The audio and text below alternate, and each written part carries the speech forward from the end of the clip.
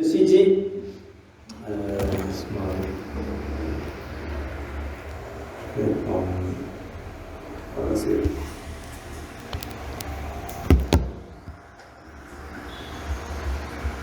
ok, donc nous allons parler aujourd'hui d'un sermon qui n'est pas dans le thème d'aujourd'hui. Je n'ai pas vraiment regardé c'est quoi le thème d'aujourd'hui, si avant en vitesse.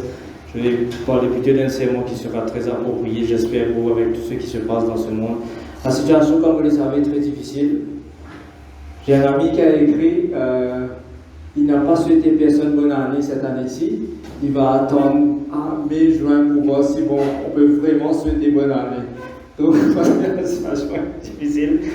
C'est pas une bonne année, ça n'a pas bien commencé du tout. Partout dans le monde, c'est catastrophique même. On ne sait pas ce qui va se passer.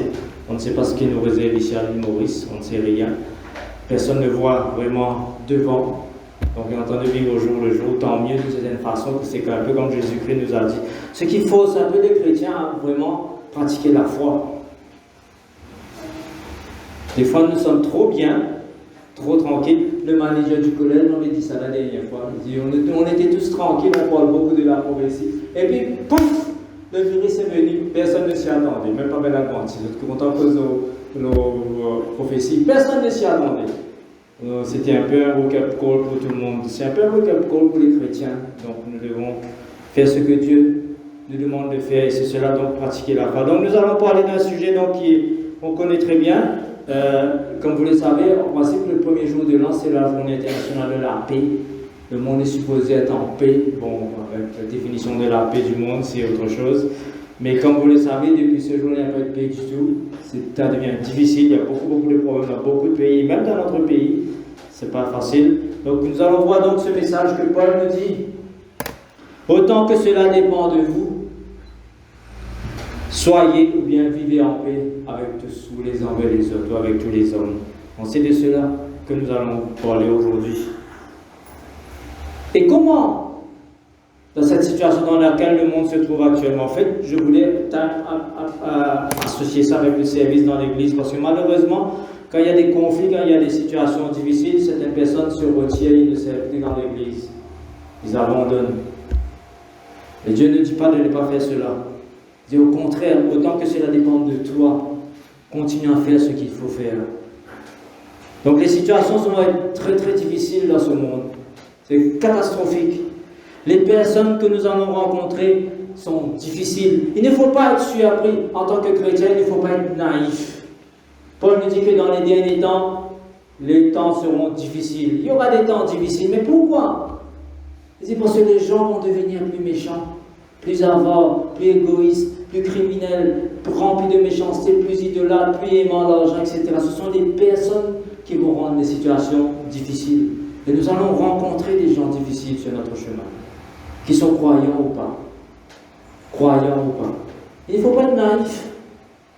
Et Dieu ne va pas enlever ces gens difficiles de notre chemin. Il n'y aura pas de magie. Il n'y aura pas. Paul nous dit, autant que cela dépend de vous, pas de l'autre. Autant que cela dépend de vous, soyez en paix avec tous. Soyez en paix. Dans cette verset, dit, autant que c'est possible, faites ce qu'il faut faire pour être en paix. Ne laissez personne voler votre paix. Ne laissez aucune situation actuelle voler la paix. Ce que nous avons besoin actuellement en tant que croyants, c'est la sérénité, le calme dans cette tempête dans laquelle se trouve ce monde actuellement. Le matin, le problème, c'est que le matin, quand nous nous réveillons, nous mettons CNN, qu'est-ce qu'il y a encore là, CNN, BBC, maintenant il y a LCI, il y a tout. Si vous écoutez toutes ces informations tous les jours, tous les matins, ne seront pas en paix du tout. Ils ne seront pas en paix.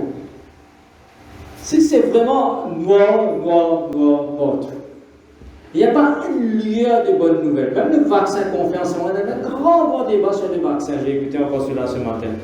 Il faut attendre à peu près 6 mois pour voir si ça marche. Donc on va avoir peut-être en juin, juillet, pour voir si vraiment il sert à quelque chose le vaccin. Si les infections vont commencer à baisser ou pas. Et nous, à Maurice, on ne sait pas trop qu'est-ce qu'on veut faire. Le gouvernement est dans le noir, lui aussi, on ne sait pas trop. Est-ce qu'il faut vacciner ou pas, ou attendre les autres? On ne sait pas. On ne sait pas, parce qu'il n'y a pas de résultat concret pour le moment. Donc nous allons voir un verset que Dieu nous dit de faire pour que nous puissions rester en paix dans les situations difficiles. dans toutes les circonstances. Et avant la fin de ce sermon, nous allons voir une situation dans l'Ancien Testament, l'histoire d'un roi, que nous allons apprendre quelque chose de vraiment nécessaire et utile que les chrétiens ont besoin en ce moment. Ce que Dieu nous demande de faire. Nous allons voir le verset que nous connaissons très bien. J'ai oublié de mettre ce slide. Ok, donc, il faut être obéissant à Dieu si nous voulons avoir la paix avec Dieu et la paix les uns avec les autres. Il faut être obéissant. Et en étant obéissant, il faut croire. Il faut faire Dieu confiance et pratiquer ce qu'il nous dit de faire. On peut être obéissant, on peut croire comme ça dans l'air. Ça ne sert à rien. Ça va servir à rien. Il faut pratiquer ce que Dieu nous dit de faire. Et qu'est-ce que Dieu nous dit de faire? Un verset que nous connaissons très bien. N'entretenez aucun souci, c'est la version parole vivante, la version classique, c'est ne vous inquiétez de rien. Et il y a beaucoup de sujets d'inquiétude en ce moment. Que ce soit côté la santé, côté social, côté économique, côté la politique dans le monde entier. Il y en a beaucoup de sujets d'inquiétude. Mais Dieu nous dit ne vous inquiétez de rien. N'entretenez. C'est une bonne traduction. C'est-à-dire, n'a pas passé temps à réfléchir là. Les situations difficiles sont là, elles ne vont pas partir tout de suite. Les personnes difficiles sont là, elles ne vont pas disparaître d'un coup de baguette magique. En toute situation, donc, exposez vos besoins et vos souhaits à Dieu en lui faisant confiance, en lui faisant connaître dans vos prières. Intercédez avec confiance et sérieux. Exposez vos requêtes avec précision, sans oublier d'exprimer aussi votre reconnaissance. Qu'est-ce que Dieu nous dit de faire? De les problèmes, de les situations difficiles, pratique cela. Priez, suppliez, remerciez. Priez, suppliez, remerciez. Trouvez des situations pour dire merci au Seigneur. Trouvez des occasions. Il faut le faire volontairement, en toute connaissance de cause. Il ne faut pas qu'il vienne un accident, cette façon de vivre. Il faut que ce soit une habitude régulière, voulue, planifiée. Priez, suppliez, remerciez. Et quel sera le résultat? Vous connaissez très bien. Alors la paix de Dieu qui surpasse toute intelligence, qui va dépasser toutes les circonstances, qui va aller au-delà de tout ce que nous pouvons voir, entendre et ce qui se dit aujourd'hui. La paix de Dieu sera avec nous si nous obéissons à Dieu. Cette paix nous gardera nos cœurs et nos pensées en Jésus-Christ, dans la communion avec lui, sous la protection de Jésus-Christ. Cette paix va dépasser tout entendement. Elle va aller contre tout ce qui se passe. Malgré tout ce qui peut se passer, nous serons en paix. Et ça, c'est très important. Le chrétien a besoin de cela aujourd'hui. Parce que quand nous perdons cette paix, qu'est-ce qui se passe? Nous abandonnons la prière, nous abandonnons le rassemblement, nous abandonnons la lecture de la parole de Dieu, nous abandonnons la générosité. Parce que nous sommes tellement inquiets. On essaie de trouver des solutions par nous-mêmes. Ça ne veut pas dire qu'il ne faut pas faire des choses comme nous allons le voir tout à l'heure. Mais avant tout, il faut obéir à Dieu. C'est très important de cela. Vous savez, cette paix que Dieu nous promet n'est pas automatique. Elle n'est pas automatique, contrairement à ce que certaines personnes pensent. Viens avec le Seigneur, viens manger avec le Seigneur, mon frère, mon sœur. Tu prends la paix, la joie. En Bétimoun, on appelle ça. La vie du chrétien est vraiment difficile en réalité. Elle est très difficile. Mais Dieu nous promet quand même de marcher avec nous. Comme M. William l'a dit dans son message, Dieu peut laisser une empreinte dans nos vies. Il peut marcher à nos côtés. Jésus-Christ peut être avec nous. C'est lui, Emmanuel, Dieu avec nous. Mais il faut être obéissant. Il faut être obéissant. Il y a un effort à faire. Il y a un effort, un vrai effort à faire de la part de beaucoup de chrétiens, de croyants. Il y a des sacrifices à faire pour prier premièrement. Il y a un sacrifice à faire. Il y a un sacrifice à faire pour supporter les uns les autres, pour être en paix les uns avec les autres, pour pardonner. C'est un sacrifice. Ce n'est pas facile, ce n'est pas automatique. Rappelez-vous, nous avons déjà parlé sur le pardon. Lorsque nous refusons de pardonner, nous sommes livrés au bourreau nous-mêmes. Et c'est pour cela que nous n'avons pas la paix à ce moment-là. Toutes sortes de qualités, problèmes et tracas pour tomber au nous. Nous sommes livrés au bourreau. C'est Dieu qui a dit cela. Et ça arrive. Il faut un sacrifice pour persévérer. Il faut un sacrifice, mes frères, pour éteindre la braise, ou bien tirer la braise. On dit, oh, il y a l'hymne qui fait l'âme des biens, tirer la braise là. Il y a un effort à faire. Il y a un effort à faire pour ne pas tomber en colère facilement. Vous vous souvenez du sermon que nous avons déjà dit l'année d'avant, c'est l'année d'avant. Si vous vous mettez en colère, ne péchez pas. Il y a un effort à faire pour ne pas se laisser emporter facilement, pour ne pas être anxieux, pour ne pas se venger. Et c'est là le problème dans l'Église. Beaucoup de chrétiens disent, oui, il faut pardonner. Mais seulement, il y avait dit à son camarade, il y avait donné, il y avait mis l'Église. Il faut pardonner, il y avait servi. Il ne faut pas les fréquenter ça là, il ne faut pas les trouver ça là. Et pardonner. C'est pas pardon ça, je suis désolé, ça s'appelle vengeance. Appelle ça vengeance. Nous oublions une vérité, vous savez, beaucoup de personnes défient Dieu. Volontairement, on défie Dieu. Dans l'encontre de ça qu'il dit, de dire, ok, va à l'encontre, et puis les conséquences tombées. Les conséquences tombées, malheureusement. Il y a même des conséquences naturelles où l'écho subit les mêmes conséquences de propre l'écho. Il y a des conséquences psychologiques. Nous avons un état dépressif, décourageant, difficile. Nous avons toujours qu'à des pensées mélancoliques, remplies de self-pity, comment nous dire. Il y a des conséquences spirituelles, et ça c'est le plus grave, parce que nous sommes aliénés avec Dieu à ce moment-là. Il y a une barrière qui nous mettait nous-mêmes. Pas Dieu qui met sa barrière là, c'est nous-mêmes. Mais il nous faut vraiment obéir à Dieu. Il y a un effort à faire pour être en paix les uns avec les autres, pour qu'une assemblée puisse fonctionner. On parle beaucoup d'une église en bonne santé, mais moi je crois qu'avant tout, pour qu'une église en bonne santé, il faut qu'il y ait une bonne relation les uns avec les autres. C'est une bonne relation. Je ne sais pas si vous suivez un peu les actualités de l'église d'ici. L'année dernière, le thème c'était Hope, on avait mis l'emphase sur l'espérance, c'est surtout comment redynamiser nos assemblées. Cette année-ci, on appelle, et l'ironie dans cette histoire, c'est que pour redynamiser les assemblées, la plupart des assemblées prennent presque une année dans le monde entier. En Maurice, nous disons qu'il y a une grâce. Nous en faisons au moins 6 mois, non, je crois, un peu plus. Voilà. Presque une année. Et cette année-ci, c'est Faith Forward. On va mettre en face sur Faith Forward, ça veut dire être enraciné dans la parole, grandir dans la connaissance de la parole. Il y a supposément une conférence en Grèce, en Afrique du Sud. Je crois que ça va tomber à l'eau, ça aussi. Mais comment vont les choses, il n'y en aura pas probablement. Ça va être bien. De toute façon, la frontière est fermée avec l'Afrique du Sud. Alors pour le moment, donc on ne sait pas. Donc, mais en même temps, quand j'ai peur de cette situation, parce que quand on dit on va apprendre à connaître la parole de Dieu, et malheureusement on rate à chaque fois la seconde partie de tous les épîtres de Paul. La première partie, c'est un peu comme Jésus-Christ a dit ça. Sanctifie-les par ta parole est la vérité. J'ai déjà parlé de cela. Ce que nous croyons va influencer notre comportement. C'est très très important cela.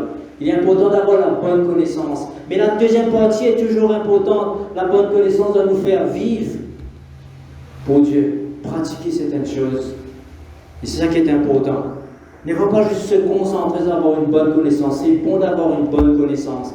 Mais Paul, dans toutes ses épîtres, toujours la deuxième partie, en général, ce sont les 2 ou 3 derniers chapitres. En Romains, ça commence à partir du chapitre 12 jusqu'à le chapitre 15.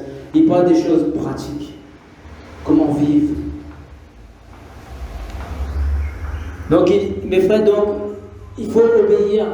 Il faut faire certaines choses volontairement. Et Paul nous donne donc un autre verset que nous allons voir dans Romains. Toujours nous connaissons ces versets par cœur. Romains chapitre 12, d'ailleurs c'est le titre du sermon. Romains chapitre 12, les versets 18 à 19. Autant que possible, et dans la mesure que cela dépend de vous. Est-ce que ça dépend de l'autre personne? Est-ce qu'il a dit, vous avez dit bon? Est-ce qu'il dit, vous avez commencé à bonjour pour vivre en paix avec lui? Est-ce qu'il faut des mots de l'autre à la venir pour moi aussi venir? Non. Autant que cela dépend de vous et moi. Vivez en paix avec tous les hommes. Vivez en paix avec tous les hommes. Mes frères, il n'y a pas de baguette magique avec Dieu. C'est dans le film qui est dans ça. Vous vous rappelez du sermon qu'on avait fait l'année dernière? Je lève les yeux vers les montagnes, d'où me viendra le secours, vous vous rappelez? On avait parlé de cette situation où Jésus-Christ a dit, si tu as la foi comme un grain de moutarde que c'est levé, tu diras à cette montagne, lève-toi, et elle jette-toi dans la mer, elle se lèvera, elle se jettera. Nous avons parlé de cela. Et puis il avait ajouté la situation a continué après. Les disciples sont venus vers Jésus. Pourquoi est-ce que nous n'avons pas pu prier pour cet enfant? Jésus-Christ a dit que vous êtes la foi faible. Ce qu'ils ont besoin, c'est le jeûne et la prière. En fait, c'est notre situation à tous, en réalité. Il y a très peu de personnes aujourd'hui qui peuvent dire à cette montagne, lève-toi, elle va se jeter dans la mer, la montagne va se jeter dans la mer. Notre situation nous demande le jeûne et la prière, dans la majorité des cas. Le jeûne et la prière. Il n'y a pas de baguette magique pour marcher avec Dieu. Il n'y a pas de baguette magique. Nous pensons que tout le monde pouvait pas en faire du jour au lendemain. Oubliez. Toute situation pour régler du jour au lendemain. Oubliez. Mon mari pouvait être bon mari du jour au lendemain. Oubliez. Ou mon bonne femme pouvait être bonne femme très soumise du jour au lendemain. Oubliez. Il y a un effort à faire chacun entre nous. Nous ne pouvons pas changer les circonstances, nous ne pouvons pas changer les personnes, mais ce que Paul nous dit, autant que cela dépend de vous, de moi, de vous, de toi, de n'importe qui. Et le verset continue donc, le verset 19. Mes amis, ne vous faites point justice vous-même, et c'est ce que nous faisons la grande majorité des cas. Peut-être sans le savoir, sans réfléchir, c'est de l'habitude. Ne prenez jamais votre revanche. Laissez à Dieu le soin de faire peser son courroux sur qui il veut, car il est écrit, c'est à moi qu'appartient la vengeance, c'est moi qui rendrai à chacun son dû. La version parole vivante. Et c'est tiré du Deutéronome, le chapitre 32, verset 35. Quand Paul avait écrit cela, ce verset avait à peu près 1500 ans. Aujourd'hui, ce verset a 3500 ans. 3500 ans, Dieu a écrit cela. Et combien de monde encore pratique ça? Combien de monde croit là-dedans que c'est Dieu qui peut faire justice? Combien de chrétiens croient en cela? Un vieux verset de 3500 ans. C'est incroyable. Aujourd'hui, on continue à tirer vengeance, sournoisement, tranquillement, sous la table, tranquillement. Je dis non, c'est moi qui vous fais justice. Vous obéissez à Dieu, obéissez-moi. Je nous le répète encore et encore. Si vous voulez vivre en paix, mes frères, faites confiance à Dieu.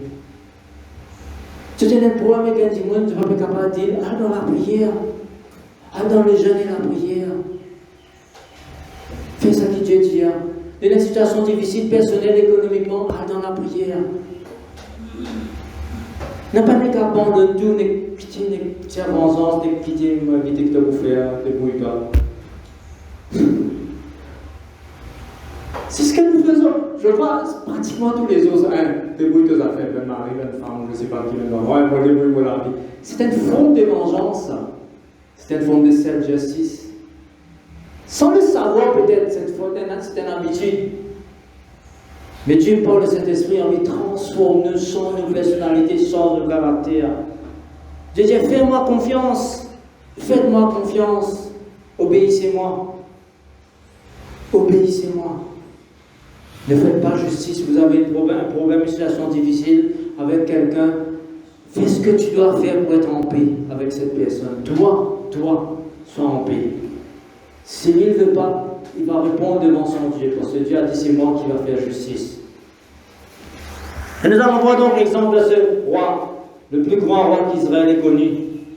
En fait, quand cette histoire est passée, il n'était pas encore roi. Il était roi, mais il n'était pas encore monté sur le trône. Et vous connaissez tous donc qui c'est probablement, c'est David. Nous allons voir un incident dans la vie de David. C'est un incident remarquable. Il y en a d'autres comme ça dans la parole de Dieu. Il y en a un que je voulais parler depuis bien longtemps, je ne l'ai pas fait, mais je crois que ça va venir, parce qu'on parle un petit peu dans cette histoire aussi. Donc c'est un incident dans la vie de David, qui n'était pas encore donc montré sur le trône. David, avec ses hommes, il fuyait Saül. Il fuyait Saül. Saül le pourchassait pour le tuer parce que Saül était jaloux. Parce que le peuple adorait, le peuple vénérait David d'une certaine façon. Et David errait de désert en désert, de cave en cave, de ville en ville, de village en village, à chaque fois pour trouver un refuge. Lui qui était roi. une situation de royauté. Et pourtant, mes frères, dans cette situation, David était obéissant. Et c'est pour cela qu'il a reçu le titre, si vous voulez, que beaucoup aimeraient avoir, que peut-être nous pouvons tous l'avoir, un homme selon le cœur de Dieu. Un homme selon le cœur de Dieu. C'est-à-dire c'est quelqu'un qui a fait ce que Dieu attendait de lui. Même s'il a fait des erreurs, il en a fait. Il a fait. David était un meurtrier. Un adultère. Et pourtant c'était un homme selon le cœur de Dieu. Parce qu'il a retourné à chaque fois vers son Dieu. En toute humilité. Donc nous allons voir donc cette histoire dans 1 Samuel chapitre 23, les versets 1 à 13. Nous allons descendre verset par verset et retenir donc cette leçon. Comment donc David a gardé sa paix? Comment est-ce qu'il a fait lui pour vivre dans une situation compliquée et difficile? On va dire à David, voici les Philistins ont attaqué Keïla. Alors Keïla donc était une ville dans la plaine de Juda. Donc c'était une ville plate. C'est une ville donc il fallait donc bâtir une forteresse, il fallait protéger la ville avec des murs, une porte, etc. C'était pas dans la montagne, c'était pas dans les caves, etc. Donc ils pillent les airs, ça veut dire que les Philistins donc ils ont attaqué la ville et ils venaient voler toute la récolte. Alors, essayez de réfléchir à cela, ça va vous faire penser à ce qui s'est passé ici à Maurice dans notre pays pendant le confinement. Il y avait beaucoup de planteurs, ils ont perdu beaucoup de légumes, parce que même volé une coca. Vous connaissez ça? Pendant une fait des efforts de planter là, une planter, une paye du monde, une semer, une arroser, une prier peut-être pour un appli tout là-dedans. Donc tu fais des efforts matin, soit une électrifier, une mettre gardien, une mettre tout. Donc une prise de récolte, une mettre herbicide, pesticides, une mettre des rapports, tout une dépensé. Et puis quand tu parais, vous l'avez dit qu'aucun. C'est exactement cette situation-là. Et ce qui est pire, c'est que pour eux, c'était leur gagne-pain pendant toute l'année. Pour ces habitants de Keïla. Ils ramassaient donc toute la récolte du blé, tout ce qu'il fallait ramasser, tous les céréales, et puis ils allaient passer l'hiver tranquillement. Ils auraient eu de quoi acheter de nourriture, ils auraient eu de quoi se nourrir leurs animaux jusqu'à la fin de l'hiver pour pouvoir recommencer à semer. Et voilà qui maintenant venu qu'aucun tout. Qui ne peut mettre dans la place de cette situation, qui peut dire, c'est un peu comme madame mon papa et mon ami pour mon papa. Il faut la mettre mon voisin. Pas même voler là, c'est pas quand on s'en a quand même là, c'est planter, c'est mon tout voler, planter où.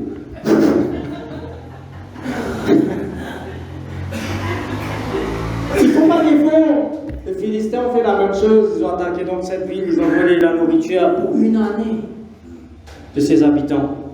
Verset 2. Qu'est-ce que David a fait? Alors, les gens sont venus dire à David, voilà ce qui peut arriver, voilà ce qui se passe. Les Philistins attaquent la ville de Keïla.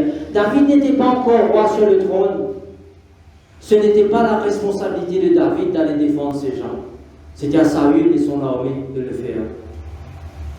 Mais lui, il était préoccupé, il est un peu comme Trump, lui. Il est préoccupé avec sa propre personne, avec son pouvoir. Au lieu d'aider le peuple, il peut quitter comment il pourra gagner David et les autres. C'était ça sa grande préoccupation. Donc David, qu'est-ce qu'il a fait? Il dit, ok, ben, je ne suis pas roi, je vais voir ce que Dieu dit dans cette situation. David consulta l'Éternel, il allait prier. Et c'est ça qui est important. David a prié en disant, irai-je et battrai-je ces Philistins? Et l'Éternel lui répondit, va, tu battras les Philistins et tu délivreras Keïla. Je lui réponds simplement, clairement, sans ambiguïté, va David, je suis avec toi, tu vas gagner. Et le verset 3. Vous savez, il y avait 600 personnes qui suivaient David, qui étaient avec David. Eux, ils n'étaient pas d'accord. Ils ne voulaient pas. Ils étaient déjà dans la communauté de situations difficiles, de plomb chassés par Saül, ils se venaient espions partout, se venaient dimoun partout, par la permis tout union. Sinon, là-bas qui va arriver, c'était la ville, dans la plaine. Pénal passe pour la cachette. Pénal. Il n'y a pas de cave, il n'y a rien là-bas. David donc a, encore une fois, dit ok, il a compris cette situation. Il est retourné dans la prière, le verset 4. David consulta encore l'Éternel, et l'Éternel lui répondit, lève-toi, descends à Keïla, quand je te livre les Philistins entre tes mains. Dieu lui répond la même chose, va, je vais livrer les Philistins entre tes mains. Ce n'était pas encore une fois sa responsabilité. Il n'était pas obligé de le faire. Mais comme le peuple d'Israël souffrait, Comme le peuple était attaqué, donc lui, il a pris sur lui d'aller voir Dieu, et Dieu lui a dit voilà ce qu'il faut faire. Et entre le verset 4 et le verset 5, donc il y a un petit intermède.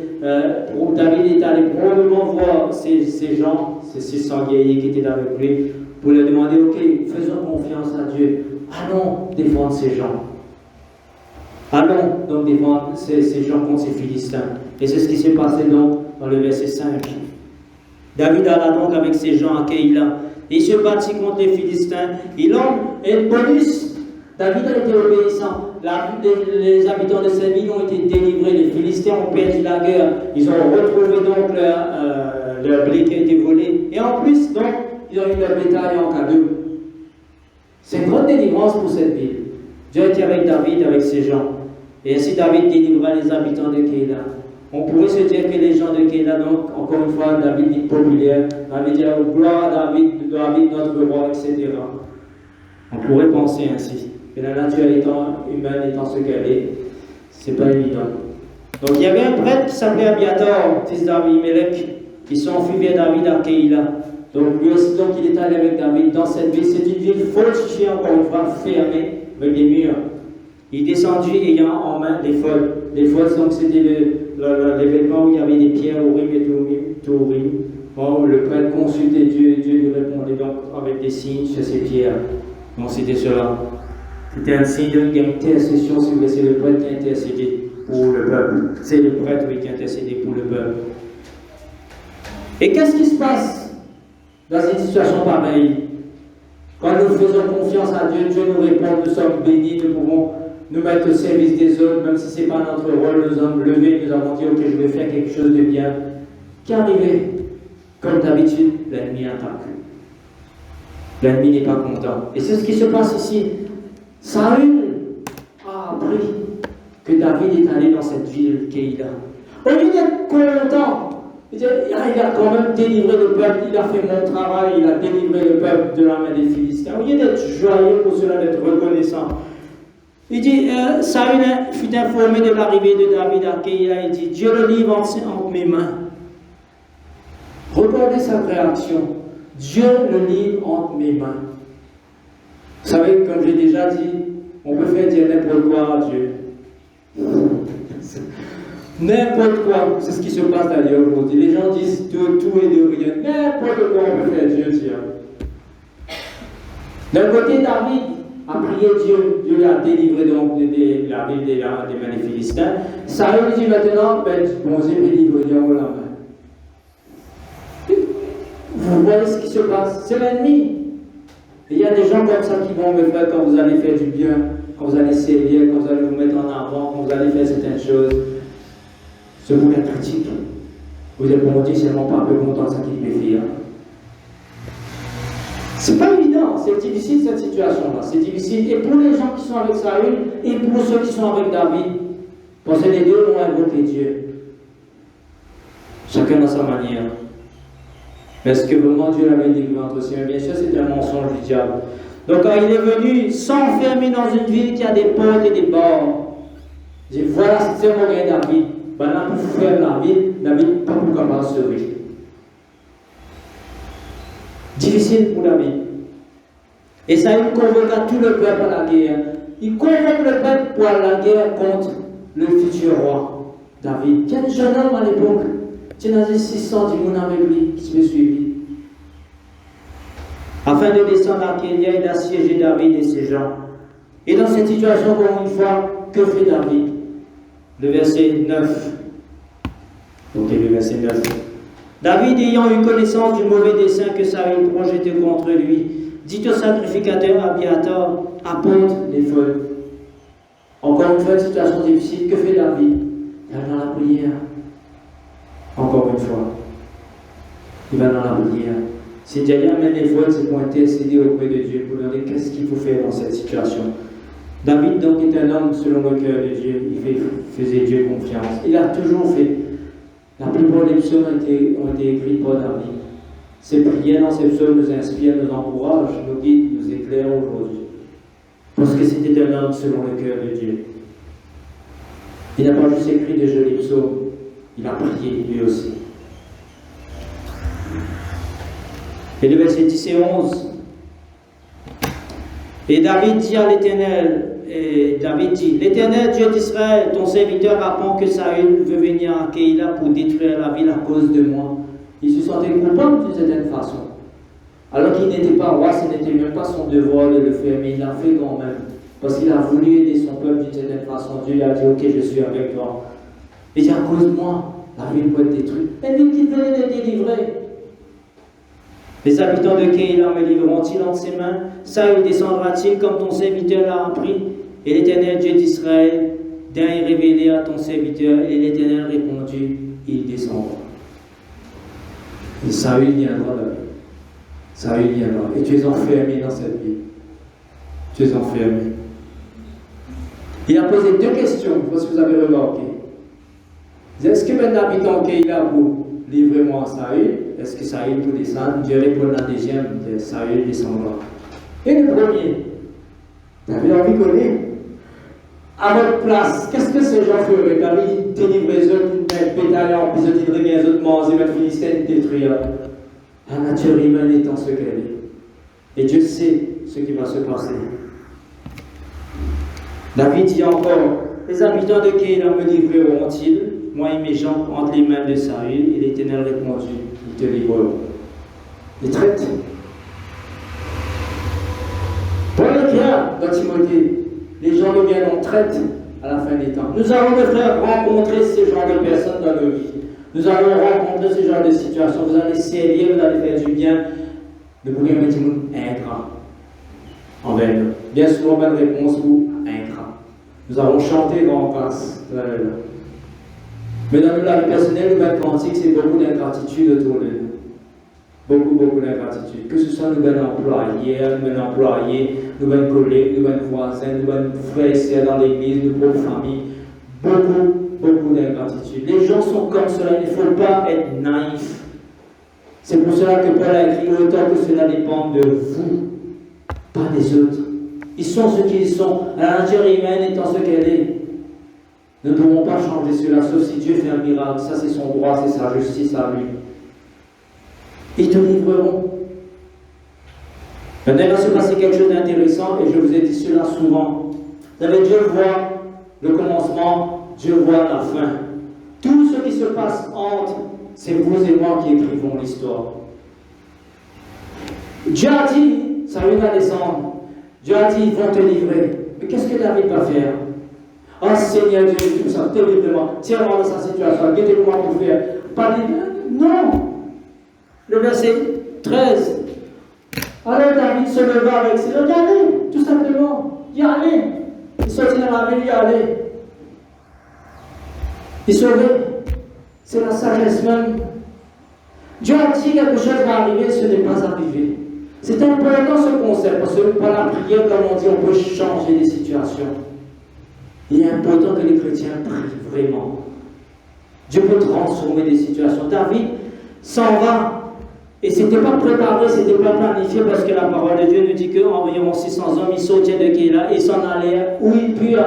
Ils ne savaient même pas où aller dans cette situation de la plaine. Donc ils disaient sauver à ce mal, vite, galoper, aller vite. Il était quoi pour aller? Sauver. David aurait pu avec ses 600 hommes prendre l'épée tuer maintenant. Il aurait pu faire cela, parce qu'ils allaient le trahir.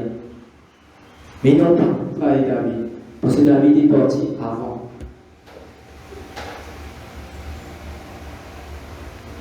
Saül, informé que David s'était sauvé de Keïla, a suspendu sa marche. Est-ce que Saül est descendu à Keïla? Non. Pas du tout. David, de cette façon, a été sauvé directement à cause de David. Vous voyez cette situation? On parle souvent de la souveraineté de Dieu. Dieu n'est pas responsable, les frères, de ce qui se passe dans nos vies. Il n'est pas responsable. Il détermine le commencement et la fin. C'est nous qui prenons les décisions. Nous devons faire toujours les bons choix. Il y a toujours des choix devant nous. Il y a des choix. Tout ce qui parle de la souveraineté de Dieu, il y a tout ça qui peut arriver, Dieu n'en veut pas du tout, mes frères. Dieu met les conséquences de nos actions. Dieu met les situations devant nous. Il dit, maintenant, toi, fais le choix. C'est toi qui vas déterminer ce qui va t'arriver. C'est toi. Et si David était resté dans la ville, qu'est-ce qui se serait passé? Parce que Dieu avait prédit. Pendant qu'il voulait livrer à Saül, ça a été boutu. Il est parti.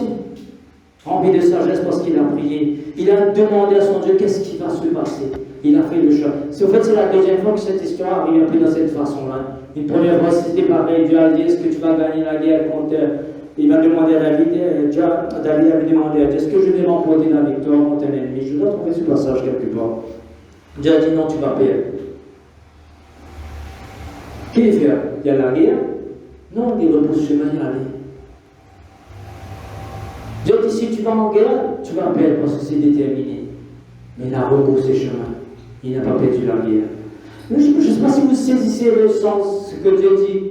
Des fois, il dit certaines choses, mais ça n'arrive pas. Parce que le choix dépend de nous, de ce que nous faisons avec ce que Dieu nous dit. Vous voulez vivre en paix les uns avec les autres? Priez. Priez. Ne vous vengez pas. David ne s'est pas vengé. David n'a pas tué ces gens. Et ces gens d'ailleurs n'ont pas livré David. Ils n'ont pas livré David. David donc est un homme selon le cœur de Dieu. Il ne chercha pas à se venger. Il n'a pas cherché à se confondre, mes frères. Malgré l'ingratitude, il savait que ces gens allaient être ingrats. Il ne l'avait pas encore fait. Et c'est cela encore la justice de Dieu. Dieu ne juge pas une action qu'on n'a pas encore faite. Et c'est ce que certaines personnes enseignent. Vous savez que les bébés vont brûler en enfer pour toujours, pour souffrir. Parce que Dieu trouve qui ils ont pour faire dans le futur. Ce n'est pas la justice de Dieu. Dieu juge ce que nous faisons. Dieu juge nos actions. Donc autant que cela dépendait de David, David, vous savez, il a choisi la voie de l'apaisement. Il peut aller de la brise, c'est encore une différent pour plus. Non, sorti. Et des fois, c'est ce qu'il faut faire pour être en paix dans certaines situations. Sortir d'un argument, laisse les choses apaiser. Et par la suite, donc, quand David est devenu roi, on n'a jamais entendu plus parler de cette ville. On ne sait pas ce qui s'est passé, personne ne sait. Ils n'ont pas été détruits probablement, parce qu'ils n'ont pas vendu David, finalement. Voyez l'attitude de David dans une situation difficile, vis-à-vis de leur gratitude, vis-à-vis d'un ennemi, vis-à-vis d'une situation compliquée, vis-à-vis d'une responsabilité, une décision qui a besoin pour est-ce qu'il oui ou non on parle de la guerre, est-ce qu'il oui ou non on parle de ce peuple, est-ce qu'il oui ou non on besoin d'aller quitter la ville aller. C'est un très très bon exemple. Pourtant il était roi, il a toujours consulté son Dieu. La nature humaine étant ce qu'elle est, vous savez, les situations vont être bonnes ou mauvaises cette année-ci. Les gens seront bons ou mauvais, ingrats, égoïstes. Les gens auront de bons sentiments ou des sentiments traites, on ne sait pas. Les gens vont être conciliants ou ce sont des pattes en guerre, on donne tout le temps la guerre. Nous ne savons pas. Mais notre réaction, ce que Dieu attend de nous dépend de vous et de moi. C'est vous et moi qui décidons. C'est vous et moi. Pas l'autre. Rappelez-vous toujours de cela. Si nous voulons vivre en paix avec Dieu, si nous voulons avoir la paix de Dieu dans la situation dans laquelle nous sommes, si nous voulons être en paix les uns avec les autres, surtout, je dirais surtout, avec ceux de la maison de la foi. C'est un langage de Paul. Surtout avec les frères et les sœurs dans l'Église. Il est important que les chrétiens soient en paix entre eux. Autrement, ce ne sera pas une Église en bonne santé. C'est très important. C'est pour ça que l'Église organise des activités, des situations, on fait peu, peut-être penser cette année-ci pour commencer. Comment faire, je ne sais pas, des réunions de prière, c'est tellement important. Pour que les chrétiens soient ensemble. C'est comme nous sommes ensemble que nous allons bâtir des liens. Parce que nous avons des occasions de nous parler, de nous servir, d'être humbles les uns avec les autres. C'est très très important cela. Donc par le moyen de la prière, par les supplications, par la reconnaissance, nous avons des opportunités de démontrer que nous avons la foi en Dieu, que nous lui faisons confiance. Donc soyons, mes frères, dans la paix et demeurons dans cette paix à laquelle Dieu nous a appelés. Amen.